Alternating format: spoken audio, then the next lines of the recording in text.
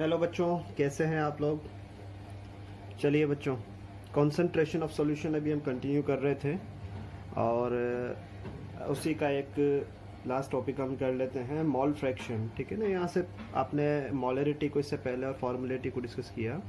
उसके अलावा mass by mass percentage, volume by volume percentage आपने किया। इसी तरीके से और एक कंसंट्रेशन पार्ट हम ले लेते हैं जिसको हम बोलेंगे मॉल फ्रैक्शन। और यहाँ पर जैसे कि मोल्स आपको मॉलरिटी के अंदर कैसे निकाला जाता है, मोल्स वो मैंने आपको बता दिया था, given mass upon molar mass. ठीक है ना। अब आपको सॉल्यूट का निकालना है या फिर सॉल्वेंट का निकालना है या सोल्यूशन का निकालना है, वो जैसे भी है। ठीक है ना, आप कैलकुलेट कर सकते हैं।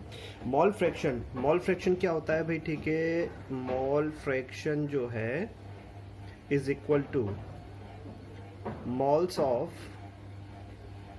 सॉल्यूट। देखिए, हर बार कंसंट्रेशन जो है हम किसका फाइंड कर रहे हैं, आप देख रहे हैं सॉल्यूट का कंसंट्रेशन, यानी कि कितना अमाउंट सॉल्यूशन के अंदर सॉल्यूट का प्रेजेंट है, वही चीज़ अब तक हम फाइंड आउट कर रहे हैं। वो भाई हमने मास बाय मास परसेंटेज में भी हमने सॉल्यूट का कंसंट्रेशन देखा, मॉलरिटी के अंदर कितने मोल्स सॉल्यूट के प्रेजेंट है, फॉर्मुलेटी भी एक मॉलरिटी का पार्ट है। ठीक है ना, आयनाइज फॉर्म में।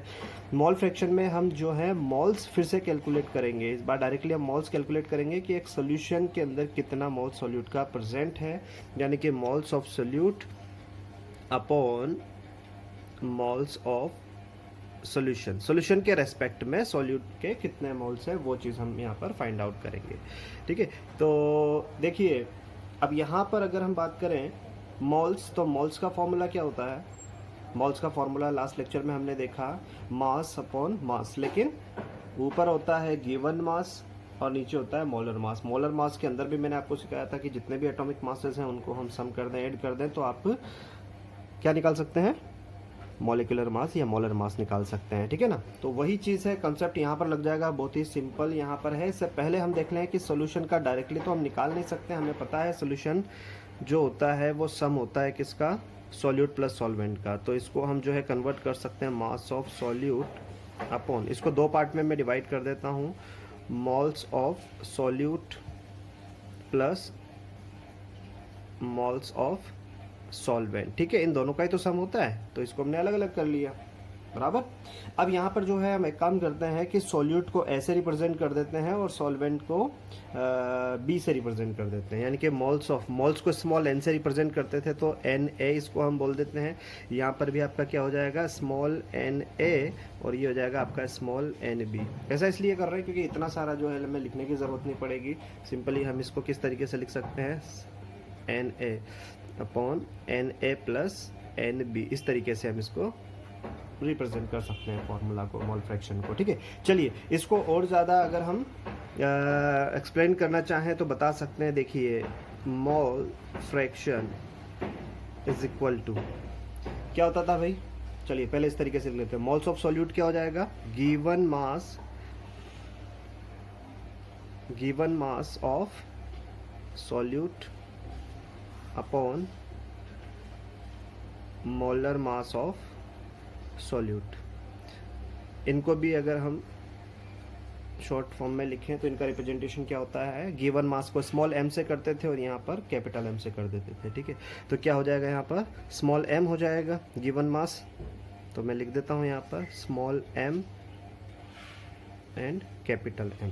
लेकिन सॉल्यूट के लिए है और सॉल्यूट को हम ऐसे रिप्रेजेंट कर रहे हैं, तो एम ए इस तरीके से आप लिख दीजिएगा। देखो, मास को आप ज़रूरी है, कई जगह आपको स्मॉल एम कैपिटल एम मिलेगा, कई जगह आपको स्मॉल डब्ल्यू कैपिटल डब्ल्यू मिलेगा, तो जैसा आप चाहे वैसा कर सकते हैं। चलिए, ये तो हमने यहाँ पर इसको फॉर्मुलाइज कर दिया है। अब यहाँ पर अपना डिवाइड कर देंगे किससे, मोल्स ऑफ सॉल्यूट, यानी कि फिर से यही वाला function, given mass of solute यानी कि स्मॉल एम ए अपॉन, देखो यहाँ पर मोल्स ऑफ सॉल्यूट की जगह मैं ये कर रहा हूँ, upon given mass, sorry molar mass of solute capital M A. फिर प्लस का साइन हम यहाँ लगा देंगे, ये जो है, उसके बाद सॉल्वेंट के लिए लिख देंगे, तो क्या हो जाएगा, given mass of solvent upon molar mass of solvent. यहाँ पर क्या हो जाएगा, सॉल्वेंट को बी से हम रिप्रेजेंट कर रहे थे, तो ये स्मॉल एम बी हो जाएगा और ये कैपिटल एम बी हो जाएगा। ठीक है, इस तरीके से। तो इसको बहुत ही सिंपल फॉर्म में अब हम कर देते हैं। मोल फ्रैक्शन अगर हमें निकालना है तो डायरेक्टली फॉर्मूला क्या हो जाएगा, अगर क्वेश्चन में मोल्स आपको दिए हैं सॉल्यूट और सॉल्वेंट के, तो आप यही वाला फॉर्मूला लगा देंगे Na/Na + Nb। लेकिन अगर आपको मास दिया हुआ है, गिवन मास दिया हुआ है, मोलर मास तो आपको फाइंड करना ही होता है, क्वेश्चन कर लेंगे, तो उस केस में आपको ये पूरा फॉर्मूला लगाना होगा। इसको शॉर्ट फॉर्म में हम कर देते हैं, small M A upon capital M A upon क्या हो जाएगा, small M A capital M A plus small M B upon capital M B. ये इसका क्या हो जाएगा, फॉर्मूला हो जाएगा। इसको और ज़्यादा फिर आप सिंप्लीफाई कर सकते हैं, मैथमेटिक आता है आपको, यहाँ से एलसीएम आप ले लेंगे। ठीक है ना, एलसीएम लेने के बाद चलिए मैं करके बता ही देता हूँ क्या हो जाएगा, small M A upon capital M A. चलिए यहाँ से जो है अपन एलसीएम लेंगे, M A M B LCM हो जाएगा। ठीक है, तो क्या हो जाएगा, कर सकते हो ना, यहाँ पर मैं डायरेक्टली लिख देता हूँ, एम ए तो मल्टीप्लाई हो जाएगा एम बी से, प्लस ये एम बी जो है मल्टीप्लाई हो जाएगा एम ए से।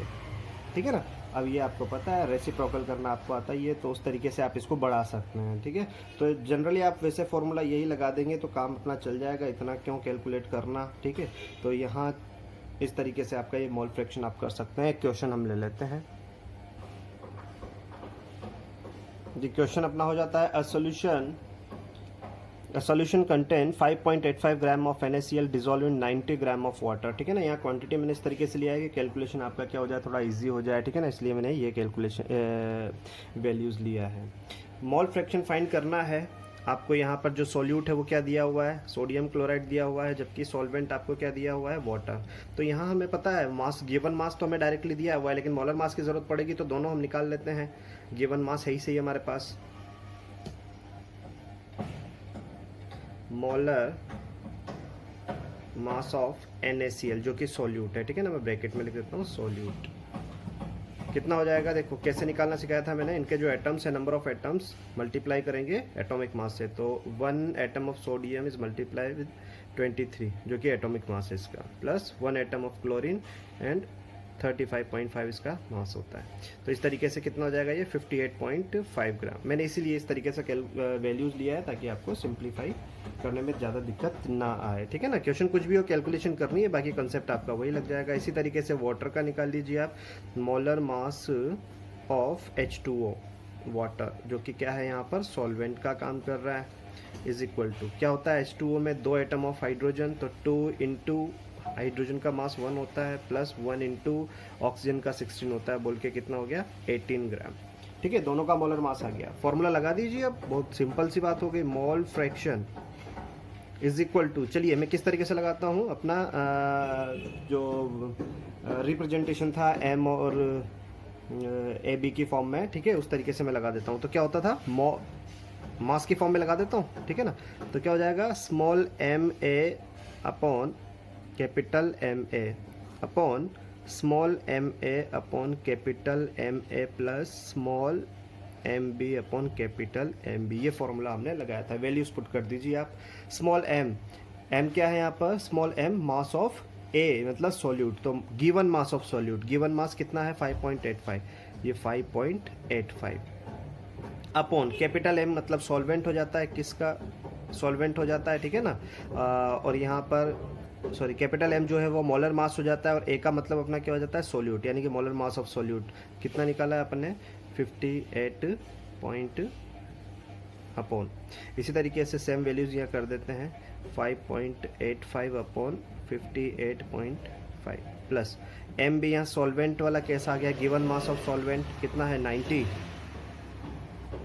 अपॉन कितना होता है 18 यहाँ पर हो जाएगा। ठीक है, अब कैलकुलेट कर लीजिए इसे। चलिए करते हैं, यहाँ पर डेसिमल हटाया तो 100 आपका नीचे, और यहाँ से हटाया तो 10। ठीक है ना, डेसिमल के बाद 0 जो लगाते हैं, और ये अपन ने कर दिया कैंसिल, और एक 0 से हो गया एक 0 कैंसिल, यानी कि ऊपर तो हो गया अपना 1/10। इसी तरीके से यहाँ पर भी क्या हो जाएगा, यहाँ पर भी 1/10 हो जाएगा, सेम केस है, प्लस यहाँ से 5 टाइम कैंसिल होता है ये, तो कितना हो जाएगा 5/1।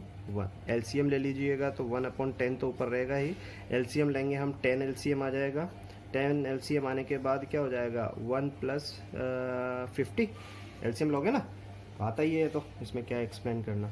तो ये हो जाएगा अपना 1/10/51/10 रेसिप्रोकल कर दीजिए 1/10 इंटू उल्टा हो जाएगा ये 10/51, ये आपका कैंसिल हो गया तो कितना आ गया 1/51। अब इसको फ्रैक्शन का कोई यूनिट तो होता नहीं है, ठीक है, तो 1/51 आ जाएगा, या इसको डेसिमल में कन्वर्ट कर लीजिएगा, जो भी आ जाएगा, ठीक है ना, वो इसका आंसर हो जाएगा। तो इस तरीके से आप जो है मोल फ्रैक्शन, अच्छा यहाँ पर अगर डायरेक्ट मोल्स में दिया हुआ होता आपकी कि इतना मोल सॉल्यूट का है और इतना मोल सॉल्वेंट का है, तो आपको ये वाला फॉर्मूला लगाने की जगह क्या लगाना था, Na/Na+NB लगा देना था, डायरेक्टली आपका क्वेश्चन हो जाता है, ठीक है ना। तो इस तरीके से ये आपका मोल फ्रैक्शन कंप्लीट हुआ, ठीक है। बाकी जो क्वेश्चन है वो आपको डीपीपी में मिल जाएंगे। तो इस तरीके से बच्चों अपना ये पार्ट हो गया सॉल्यूशन का कंप्लीट, सॉल्यूशन का कंसंट्रेशन हम कर रहे थे, ये कंप्लीट हो चुका है। अब बात आ जाती है, छोटे छोटे 2 टॉपिक बचे हुए हैं, properties of suspension and properties of colloidal solution.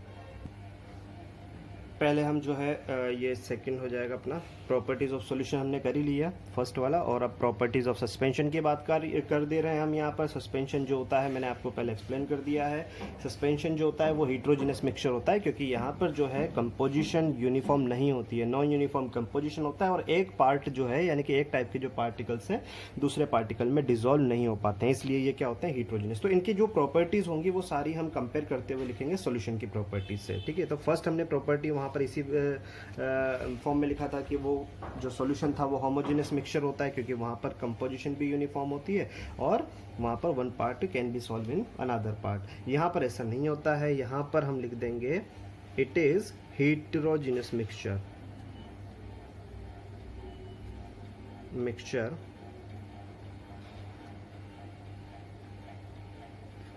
because of non-uniform composition and insolubility, यानी कि यहाँ पर सॉल्यूबल नहीं है दोनों पार्ट एक दूसरे के अंदर, इनसॉल्युबिलिटी, ठीक है। इसी तरीके से सेकंड पॉइंट कंपेयर करेंगे, वहाँ पार्टिकल साइज हमने जो बताई थी, यहाँ पर सॉल्यूबल इसलिए नहीं है क्योंकि पार्टिकल साइज जो होती है, पार्टिकल साइज यानी कि स्मॉल पार्टिकल्स जो होते हैं, particle size is greater than, वहाँ क्या था लेस देन 1 नैनोमीटर था, यहाँ पर ग्रेटर देन 10 नैनोमीटर, ठीक है ना। 1 to 10 का जो स्केल है वो कोलाइडल सॉल्यूशन के लिए होता है, nm मतलब नैनोमीटर होता है। इसी तरीके से अगली प्रॉपर्टी जो हम लिखेंगे वो लिख देंगे, कंपेयर करते हुए कर रहे हैं हम, है ना, हर पॉइंट सॉल्यूशन से कंपेयर कर रहे हैं। तो particles of suspension can be seen, क्योंकि बड़े पार्टिकल साइज हैं इसलिए उनको आप नेकेड आइज से देख सकते हैं, जबकि वहाँ माइक्रोस्कोप की ज़रूरत पड़ी थी। Can be seen with naked eyes. Next, suspension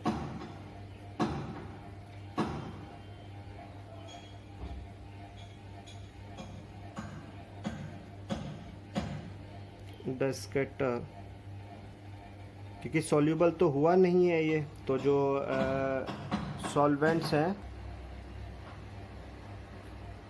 beam of light, क्योंकि वहाँ पर क्या होते हैं, जो आपके सॉल्वेंट पार्टिकल्स होते हैं उनके बीच में गैप्स होते हैं, वहाँ से जो है लाइट पास आउट हो सकती है, और इसी को हम क्या बोलते थे, टिंडल इफेक्ट, यानी कि ये टिंडल इफेक्ट शो करता है। तो यहाँ लिख देंगे आप शोज टिंडल इफेक्ट,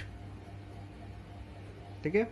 इसी तरीके से जो अगर हम इसको अनडिस्टर्ब करते हैं तो वहाँ पर क्या होता था, स्टेबल हुआ करता था, यहाँ पर क्या हो जाएंगे, पार्टिकल सेटल डाउन हो जाएंगे, ठीक है ना, क्योंकि हैवी पार्टिकल्स होते हैं, पार्टिकल साइज बड़ी होती है तो धीरे धीरे वो सेटल डाउन हो जाएंगे। तो पार्टिकल्स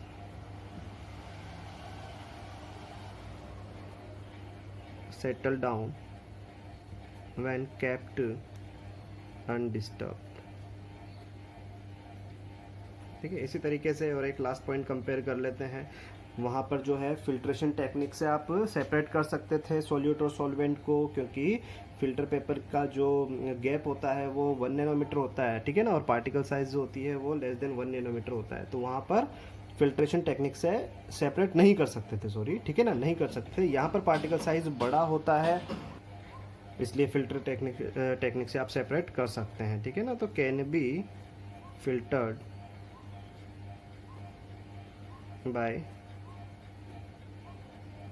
फिल्ट्रेशन टेक्निक, ठीक है। तो ये जो है प्रॉपर्टीज हो जाती हैं। एग्जाम्पल तो खैर बता ही दोगे आप, जैसे सैंड एंड वाटर, इसमें सैंड जो है वाटर में डिजोल्व भी नहीं हो सकता है, ठीक है ना, और नॉन यूनिफॉर्म कंपोजिशन भी है, इसलिए ये क्या हो जाएगा, हीट्रोजिनस मिक्सचर हो जाएगा और एक सस्पेंशन कहलाएगा। इसी तरीके से चॉक पाउडर है, चॉक पाउडर को वाटर के अंदर डिज़ोल्व कर दीजिए तो वहाँ पर भी ऐसा ही होता है। इसी तरीके से आपका नमकीन होता है या फिर शुगर एंड सॉल्ट मिक्स कर दीजिए, वो सब क्या हो जाएंगे, सस्पेंशन वाले केस हो जाएंगे।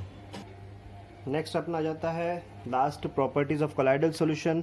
और इसको भी हम अगर कंपेयर करें, इसको हम रखेंगे बीच में, सॉल्यूशन एंड सस्पेंशन के बीच में रखेंगे, क्योंकि पार्टिकल साइज जो होती है वो सॉल्यूशन में लेस देन 1 नैनोमीटर, सस्पेंशन में ग्रेटर देन 10 नैनोमीटर। तो 1 to 10 का जो स्केल होता है वो कोलाइडल के लिए होता है, ठीक है ना। और ये जो साइज़ है वो बहुत बड़ा साइज़ नहीं है, यानी कि इसे भी आप आंखों से नहीं देख सकते, यानी कि कुछ प्रॉपर्टीज जो है वो सिमिलरिटीज रखेंगी विद सॉल्यूशन एंड कुछ जो है वो सस्पेंशन के हिसाब से चलेंगी, ठीक है ना। तो दोनों के बीच की प्रॉपर्टी यहाँ पर हो जाएगी।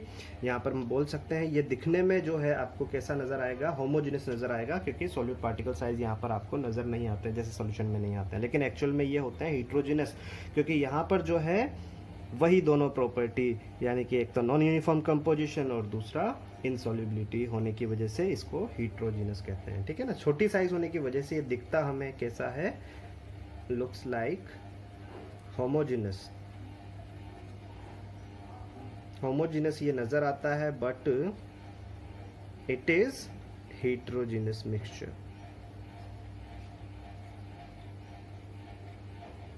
ठीक है। अब यहाँ पर हम पार्टिकल साइज की बात करें तो वो 1 to 10 नैनोमीटर हो सकती है, ठीक है ना। लेकिन एक चीज यहाँ पर और मैं आपको बताऊंगा कि जो सॉल्यूशन होता है उसमें जो लेस अमाउंट होता है उसको हम क्या बोलते हैं, सॉल्यूट बोलते हैं, और लार्ज अमाउंट को सॉल्वेंट बोलते हैं। स्मॉल अमाउंट वाले जो पार्टिकल्स हैं, यहाँ लिख देता हूँ मैं, स्मॉल अमाउंट पार्टिकल्स, समझ जाइएगा क्या बोलते थे उसको, सोल्यूट बोलते थे। और जो लार्ज अमाउंट पार्टिकल्स होते थे उनको क्या बोलते थे आप, सॉल्वेंट। तो यहाँ पर भी वैसा ही है, सोल्यूट और सॉल्वेंट दो पार्ट होते हैं। सस्पेंशन में ऐसा नहीं होता है, ठीक है ना, क्योंकि नॉन यूनिफॉर्म कंपोजिशन है। अगर मैं बात करूँ इन कोलाइडल सॉल्यूशन में होता तो है, बट उनका नाम चेंज कर दिया जाता है इन कोलाइडल सॉल्यूशन। यहाँ पर जो स्मॉल अमाउंट हुआ करता है, स्मॉल अमाउंट पार्टिकल्स को सॉल्यूट की जगह डिस्पर्स्ड फेज बोल दिया जाता है, डिस्पर्स्ड फेज। और जो लार्ज अमाउंट पार्टिकल्स होते हैं उनको डिस्पर्सिंग मीडियम बोल दिया करते हैं, डिस्पर्सिंग मीडियम। इस चीज को आप याद रखिएगा, यानी कि ये जो है सोल्यूट है एक तरीके से, लेकिन इसको बोल दिया जाता है कोलाइडल वाले केस में डिस्पर्स्ड फेज, ठीक है ना। और यहाँ लार्ज अमाउंट जो रहेगा वो डिस्पर्सिंग मीडियम रहेगा। एक एग्जांपल से मैं आपको बता देता हूँ, जैसे अपना स्मोक हुआ करता है, वो स्मोक जो है वो सॉलिड और गैस से मिलकर बना होता है, लेकिन सॉलिड कम अमाउंट में होता है, तो सॉलिड को बोला जाएगा यहाँ पर डिस्पर्स्ड फेज। देखो एनसीईआरटी बुक के अंदर पेज नंबर जो भी होगा, ठीक है, उसके अंदर आपको एक टेबल बना के दी हुई है, उसमें डिस्पर्स फेज, डिस्पर्स मीडियम के कुछ एग्जांपल दिए हैं, वो बता दिए जाएंगे कि किसी पर्टिकुलर एग्जाम में कौन डिस्पर्स फेज है और कौन डिस्पर्स मीडियम है, और किस टाइप ऑफ कोलाइडल सॉल्यूशन भी वहाँ पर दिया है, तो उसको एक बार आप रीड कर लेंगे, ठीक है ना। यहाँ पर एक दो एग्जाम्पल मैं बता देता हूँ। तो इसमें सॉलिड डिस्पर्स फेज हो जाएगा, यानी कि लेस अमाउंट में होता है, जबकि गैस जो है वो ज़्यादा अमाउंट में होती है स्मोक के अंदर, ठीक है ना। काफ़ी सारी गैसेज होती हैं, तो ज़्यादा रेशो गैस का होता है, इसलिए इसको क्या बोल देते हैं, डिस्पर्सिंग मीडियम, ठीक है ना। तो कंपेयर कर सकते हैं, डिस्पर्सिंग मीडियम का मतलब एक तरीके से सॉल्वेंट होता है और डिस्पर्स फेज का मतलब सॉल्यूट होता है।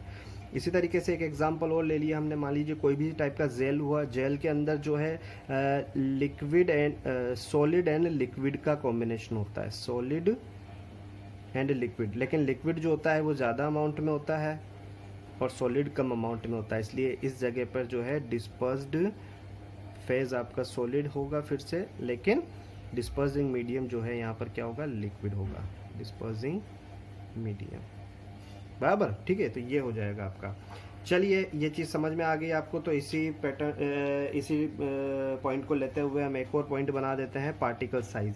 तो क्या हो जाएगी, डिस्पर्स्ड फेज की अगर हम बात करें, पार्टिकल साइज हम किसकी देखते हैं, स्मॉल अमाउंट की देखते हैं, ठीक है ना। जैसे सोल्यूशन में हमने सोल्यूट पार्टिकल का जो साइज होता है वो लेस देन 1 नैनोमीटर होता है, तो सोल्यूट पार्टिकल को यहाँ क्या बोलेंगे, यहाँ डिस्पर्स्ड फेज बोलेंगे। तो मैं लिख देता हूँ डिस्पर्स्ड फेज, यानी कि ब्रैकेट में लिख देता हूँ, इसको सोल्यूट से हम कंपेयर कर रहे हैं, लेस अमाउंट वाला पार्टिकल साइज जो होती है वो होती है between 1 to 10 nanometre, 1 nm to 10 nm, इनके बीच में हो सकती है, ठीक है। इसी तरीके से अगला पॉइंट अपन कंपेयर करें तो यहाँ पर भी क्योंकि सॉल्युबिलिटी नहीं है, तो जो डिस्पर्सिंग मीडियम है या कहें सॉल्वेंट, उनके बीच का इंटरमोलिकुलर स्पेसेस बने रहेंगे, तो लाइट वहाँ से पास हो सकती है इस केस में भी। तो स्कैटर बीम ऑफ लाइट, ठीक है। और जहाँ बीम ऑफ लाइट स्कैटर हो जाती है वहाँ पर हम बोल देते हैं कि वो मीडियम जो है वो टिंडल इफेक्ट को शो करता है, ठीक है ना। टिंडल इफेक्ट का मतलब मैंने पहले भी आपको एक्सप्लेन कर दिया था क्या होता है। ये तभी पॉसिबल है जब इंटरमोलिकुलर स्पेसेस प्रेजेंट हों, ठीक है ना। इंटरमोलिकुलर स्पेसेस कब प्रेजेंट होंगे, जब उसके अंदर सॉल्यूट पार्टिकल या डिस्पर्स फेज जो है वो फिट आउट नहीं हो, यानी कि वो डिसॉल्व ना हो, ठीक है। तो ये जो है सस्पेंशन एंड जो कोलाइडल सॉल्यूशन है वो टिंडल इफेक्ट शो करते हैं, जबकि सॉल्यूशन ऐसा नहीं करता है, ठीक है। तो अगला पॉइंट हम कंपेयर अगर करें नेक्स्ट, तो क्या हो जाएगा, particles do not settle down. यहाँ पर भी पार्टिकल साइज छोटी होती है, हल्की होती है, इसलिए सेटल डाउन नहीं होंगे व्हेन केप्ट अनडिस्टर्ब। देखो सारी चीज़ें जो है कंपेयर करते हुए हमें लिखना है। लास्ट इसका हो जाएगा वही फिल्ट्रेशन वाला, लेकिन यहाँ पर भी पार्टिकल साइज जो है वो क्या होती है, छोटी होती है, ठीक है ना। तो इसमें जो है कुछ 1 nm के आसपास भी हो सकती हैं, ठीक है ना, जिसको अपन क्या बोलेंगे 1 nm to 10 nm है ना। तो 1 nm के आसपास वाली जो है वो फिल्ट्रेशन से सेपरेट नहीं हो सकती हैं, ठीक है ना। तो कैन नॉट सेपरेट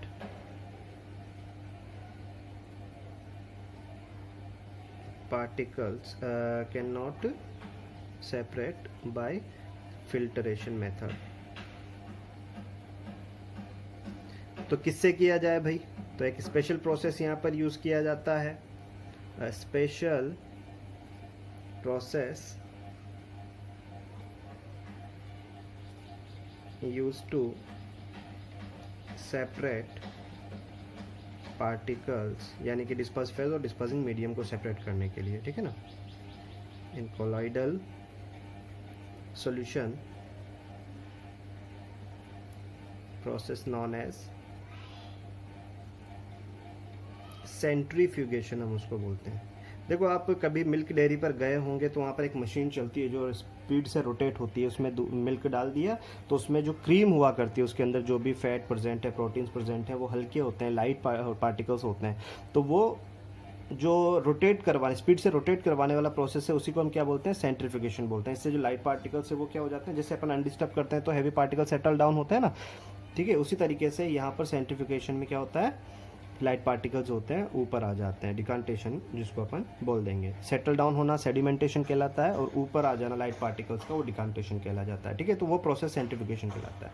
इसमें और भी एग्जांपल हैं, जैसे कि मिल्क अभी मैंने आपको बताया, ठीक है ना। तो मिल्क के अंदर जो लेस अमाउंट होता है क्रीम, उसके अंदर फैट्स प्रेजेंट होते हैं, प्रोटीन, वो सब क्या है, डिस्पर्स्ड फेज है, जबकि वाटर उसके अंदर क्या होगा, डिस्पर्सिंग मीडियम हो जाएगा। इसी तरीके से आपका ब्लड भी एक एग्जांपल हो जाएगा। ब्लड में प्लाज्मा, हीमोग्लोबिन, आरबीसी, डब्ल्यूबीसी हुआ करती हैं, लेस अमाउंट में होती हैं, इसलिए वो डिस्पर्स्ड फेज हो जाएगा, और वाटर यहाँ पर भी डिस्पर्सिंग मीडियम रहेगा, ठीक है। तो इस तरीके से बहुत सारे एग्जाम्पल आपको टेबल मैंने बोला है एनसीईआरटी में दिया हुआ है, टाइप ऑफ कोलाइडल सॉल्यूशन और किस टाइप का डिस्पर्स्ड फेज और डिस्पर्सिंग मीडियम वहाँ पर एग्जिस्ट करता है, वो चीज़ें आपको मिल जाएंगी, ठीक है ना। एक यूरिन भी इसका एग्जांपल हो गया। तो इस तरीके से आपका ये जो है properties of colloidal solution complete होता है। तो जो है चैप्टर का आपका मेन जो पार्ट है वो सारा कंप्लीट हो गया। अब चैप्टर में रह जाता है कौन सा पार्ट, ये जो मिक्सचर के टाइप्स हमने देखे हैं, सॉल्यूशन या कोलाइडल या सस्पेंशन, उनको सेपरेट करने की जो टेक्निक होती है, निंजा टेक्निक की मैं बात नहीं कर रहा हूँ, मैं प्रैक्टिकली उनको किस तरीके से सेपरेट किया जा सकता है, वो सारे मेथड जो है आपको वैसे तो बुक में दिए हुए हैं, ठीक है ना। तो ये सिर्फ जो है लैब में या प्रैक्टिकली ही एक्सप्लेन किया जा सकता है, लेकिन फिर भी जो है मैं कोशिश करूँगा कि उनको आप एक्सप्लेन किया जा सके, ठीक है। ओके।